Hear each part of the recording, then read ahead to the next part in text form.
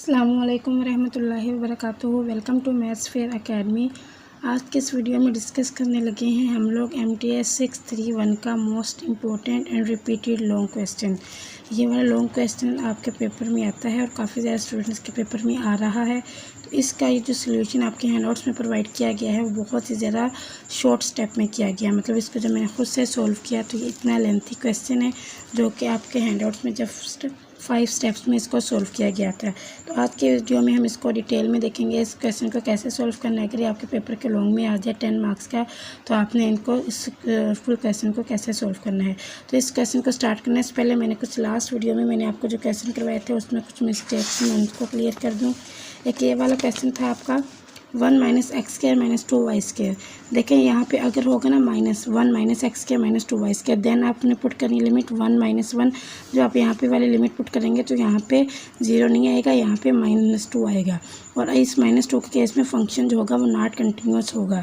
लेकिन मुझसे मिस्टेक ये हुई कि आपके जो हैंडआउट्स में क्वेश्चन था उसमें यहाँ पे प्लस था, माइनस नहीं था। तो यहाँ पे जब आप प्लस करेंगे यहाँ पर प्लस करेंगे तो आपके पास 0 ही आंसर आएगा। तो ये आपने अपने पेपर में नोट करना है। अगर यहाँ पे हो प्लस हो देन आप लिमिट्स को पुट करेंगे 1 - 1 तो वो फंक्शन क्या होगा, कंटिन्यूस होगा। और अगर यहाँ पे होगा 1 - x² - 2y² देन आप यहाँ पे वैल्यू को पुट करेंगे तो वो 0 नहीं आएगा, -2 आएगा। उस केस में आपके पास जो फंक्शन है वो कंटिन्यूस नहीं होगा। मतलब माइनस होगा तो कंटिन्यूस नहीं होगा, प्लस होगा तो आपका फंक्शन कंटिन्यूस होगा। तो आपने इस चीज़ को अपने माइंड में रखना है। नेक्स्ट एक इस क्वेश्चन में थोड़ी सी मिस्टेक थी। देखें f(y)(x)(y) बहुत सिंपल सा एक कॉन्सेप्ट था, मैंने यहाँ तक आपको करवाया था। अब देखें y(x) है, y(x) का आंसर क्या है हमारे पास, ये 18xy²। आपने इसको अगेन y के साथ डेरिवेटिव लेना है। 18xy² का अगेन y के साथ लें तो क्या आएगा, 2 18 36xy। यहाँ पे आना था 36xy। ठीक है, f(x)(y) xy का जो आंसर है उसके जो y के अकॉर्डिंग लेंगे तब भी यही आपके पास आंसर आएगा 36xy। ठीक है, तो आपने ये मुझसे थोड़ी सी मिस्टेक हुई थी 2 क्वेश्चन में, तो आपने इसको अच्छे से देख लेना है। बहुत ही सिंपल सी बात थी ये कि बस आपने पार्शियल डेरिवेटिव लेना था, y(x) का y के अकॉर्डिंग, xy का भी y के अकॉर्डिंग। ठीक है, अब आ जाते हैं हम अपने लॉन्ग क्वेश्चन पे। अब इस लॉन्ग क्वेश्चन में ये है कि आपने प्रूफ करना है कि जो फंक्शन है आपके पास x² + 2xy ये डिफरेंशिएबल है एट x0 y0 पे या नहीं। आपने सबसे पहले क्या लिखना है, f(x) - f(x0) लिखना होता है। मतलब पहले आप लिखेंगे ये f(xy) और -f(x0 y0। xy के आपके पास ये वैल्यू है, x0 y0 पे बस आप ये कर देंगे, यहाँ पे x0 y0 लिख देंगे। ठीक है, नेक्स्ट स्टेप में आपने क्या करना है, ये इनको सेपरेट करना है, x² - x0 के स्क्वायर को प्लस 2xy - 2x0 y0। ठीक है, अब यहाँ पे आपने यह फार्मूला ओपन करना है, x + x0 - x0 plus 2xy - 2x0। अब यहाँ पे देखिए यहाँ तक हमने यही चीज़ लिखी है और इस स्टेप में हमने खुद से इंट्रोड्यूस करवाया, 2x0 y को प्लस भी करवाया, 2x0 y को माइनस भी करवाया। थर्ड स्टेप में आपने याद रखना है 2x0 y को प्लस और माइनस करवाएंगे। देन देखें ये चीज़ ऐसी आ गई +2। अब यहाँ पे देखें आपने को कुछ कॉमन लेना है। अब ये जो चीज़ें हैं यहाँ से आपके पास 2 कॉमन है, तो अब यहाँ पे क्या बचेगा, x0 ये माइनस वाले के साथ सॉरी xy और ये है -x0y। यहाँ से कॉमन ले 2 को तो xy - x0y बचेगा +2। अब इन दोनों में से कॉमन ले। ठीक है, यहाँ पे भी x0y - x0 y0 बचेगा। मतलब फर्स्ट को आपने फोर्थ के साथ लेना है, सेकंड को आपने थर्ड के साथ लेना है। यहाँ से 2 कॉमन आ जाएगा। नेक्स्ट स्टेप में आपने देखें यहाँ से y भी कॉमन है, y कॉमन लिया। यहाँ से x0 कॉमन है, x0 को कॉमन लिया, y - y0 बचेगा, x - x0 बचेगा। अब यहाँ पे देखें सिंपल आपने क्या करना है, x - x0 देखें ये फुल, अगर आप इसको गौर से देखें इन दोनों में x - x0 कॉमन है। यहाँ से आपने क्या करना है, x - x0 कॉमन लिया, यहाँ पे ये वाली वैल्यू बचेगी, ये वाली सॉरी x + x0 बचेगा प्लस यहाँ से 2y बचेगा। ये वाली चीज़ हमने कॉमन ले ली। नेक्स्ट आपने इसको ऐसे ही लिख देना है।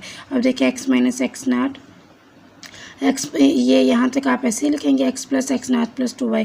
ये 4 टर्म आपने खुद से इंट्रोड्यूस करवाई यहाँ पे, x0 - x0 मतलब एक बार प्लस x0 - x0 और एक बार 2y0 - 2y0।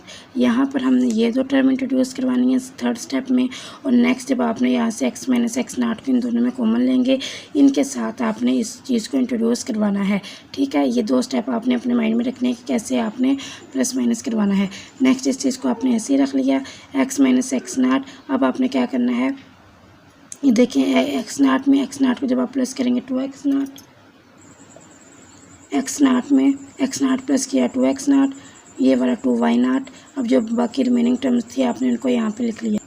तो अब हमारे पास ये वाला x माइनस एक्स नाट, ये 2x नाट y नाट, और यहाँ पे जो रिमेनिंग टर्म थी वो सारी हमने यहाँ पे लिख ली, ठीक है। और ये वाली चीज़ ऐसे ही आ गई। अब अगर आप गौर से देखें यहाँ से x माइनस, अब ये वाला जो x माइनस एक्स नाट है ना, इसको आपने अंदर मल्टीप्लाई करवा देना है। यहाँ से अगर आप सिंपल स्टेप एक देखना है तो आप यहाँ पे 2 को कॉमन ले सकते हैं। 2 को जब आप कॉमन लेंगे तो यहाँ पे आएगा x नाट प्लस y नाट। अब देखें जो x माइनस एक्स नाट है आपने इसके साथ भी मल्टीप्लाई करवाया, x माइनस एक्स नाट को अब आपने इसके साथ भी मल्टीप्लाई करवाना, ये चीज़ ऐसे ही आ जाएगी। यही स्टेप उन्होंने यहाँ पे किया। यहाँ से उन्होंने 2 को पहले कॉमन लिया, इस चीज़ को भी उन्होंने ब्रैकेट में लिखा। अब x माइनस एक्स नाट को इसके साथ भी मल्टीप्लाई, x माइनस एक्स नाट को इसके साथ भी मल्टीप्लाई, ये एक होल ब्रैकेट है, ये वाली चीज़ साथ ऐसे ही आ जाएगी, ठीक है। अब यहाँ पे उन्होंने बस अरेंज किया है, पहले जो था ये वाली चीज़ इसको लिखा, इसको सेकंड टर्म में लिख दिया, और ये वाली जो होल टर्म थी इसको थर्ड टर्म बना दिया फार्मूला। अब यहाँ से आप लोग m1 m2 की वैल्यू निकाल सकते हैं। ये m1 की वैल्यू x माइनस एक्स नाट x प्लस एक्स नाट, यहाँ से अब आपने m1 m2 की वैल्यू को निकाल के लिखना है। m1 की वैल्यू क्या होगी, देखें 2x नाट प्लस y नाट, ये m2 की वैल्यू होगी 2x नाट 2x नाट, और ये देखिए इसको आप नेम दे सकते हैं f(x) x नाट y नाट, f(x) x नाट y नाट। ये आपके पास ये इनइक्वालिटी गिवन होती है, ये इसको इनइक्वालिटी कहते हैं, शॉर्ट्स इनइक्वालिटी। यहाँ पे आपने f(x) y का ये वाली f(x) y क्या है और f(x) नाट y नाट क्या है, इसकी जगह आप ये वाली चीज़ पुट करेंगे, ये वाली, ठीक है। यहाँ पर ये पुट करेंगे, फिर माइनस m1 की जगह आपने ये पुट करना है 2x नाट प्लस y नाट, फिर ये लिखेंगे, फिर आपने m2 की जगह पे क्या पुट करना है 2x नाट, फिर ये लिखेंगे। इनको सिंपलीफाई करेंगे, सिंपल बस इसको ब्रैकेट्स को ओपन करके सिंपलीफाई करके आप यहाँ पे ये लिख सकते हैं, और यहाँ पे लिख सकते हैं क्या है इज इक्वल टू 0। ये चीज़ तो जो हमने प्रूफ करनी थी मैं एक बार फिर से रिपीट कर देती हूँ।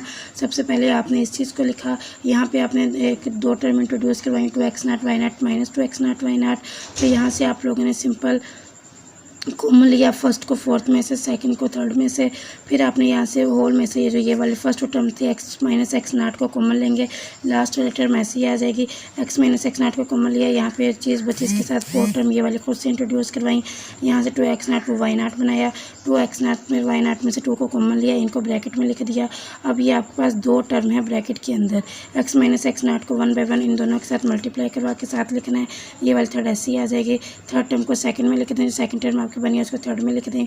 आप यहाँ से अब ये वाली m1 और m2 की आप लोग वैल्यू निकालेंगे, ये m1 की वैल्यू है, ये m2 की वैल्यू है।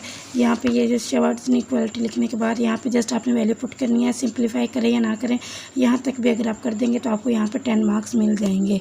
होप सो आपको इसकी समझ आई होगी। अब मैं इंशाल्लाह करंट पेपर्स की वीडियो साथ साथ शेयर करती रहूँगी। आप अगर मेरे चैनल पर न्यू है तो सब्सक्राइब करके जाइएगा।